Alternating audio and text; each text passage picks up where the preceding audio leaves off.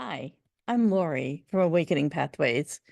If you've ever wondered why you keep repeating patterns, even when you know better, this might be the missing piece.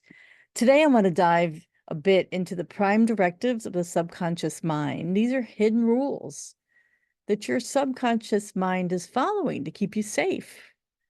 You may just learn something, so join me for the next few minutes.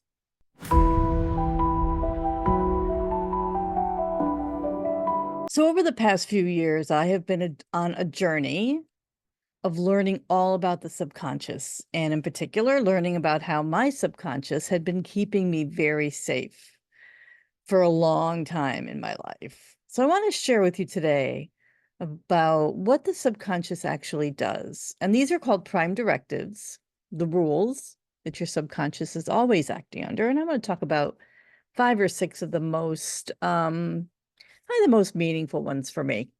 So, first of all, your subconscious stores all of your memories and all of your emotions. It holds everything you've ever experienced, especially if those experiences had an emotional charge to them.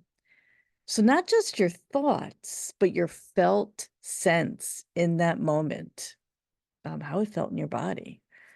So, why it matters is if your subconscious is storing fear or hurt from the past, it may block you from moving forward, even if your conscious mind wants change, because your subconscious remembers the feeling of that fear or that hurt and wants to protect you from feeling it again. Even if your mind is thinking, I just want to do this. So let's talk a little bit more about how it does protect you. So, subconscious's job is to keep you alive, not necessarily happy, but alive. So if something was perceived in your life as dangerous or a threat at some point, it may have been something as simple as speaking up and saying something or trying something new, perhaps being vulnerable.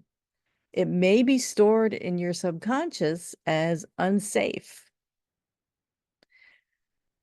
So, one way I like to reframe this is to think about it as what if that part of me that is holding me back is actually trying to protect me? It's a different way of looking at this. So, the subconscious loves repetition, loves habits. It thrives on what's familiar.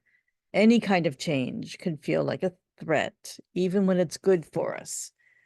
That's why affirmations and habits work over and over again over time. They don't work instantly because the subconscious thrives on repetition as well. It also cannot really process negatives. So if I say to you, think about a pink elephant, well, the first thing you have to do is think about a pink elephant to not think about a pink elephant. That's why our words matter. So I want to always state things in the positive, right? Those are things our subconscious remembers and recalls. Our subconscious also responds to emotion and symbolism, not necessarily logic.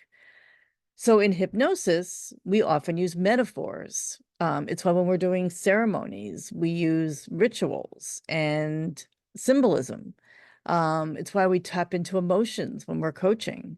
Your subconscious speaks in symbols like dreams, like art, like stories.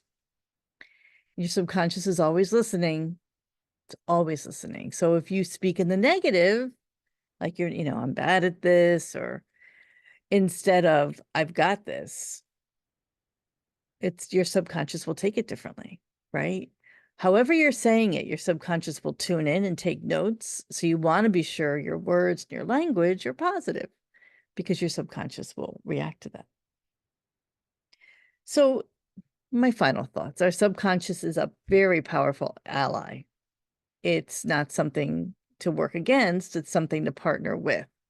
So when we understand it more, we can stop judging ourselves. We can start working with the deeper parts of who we are. And I have some other videos that I'll be sharing on here about somehow how that works. So if this resonates, please subscribe.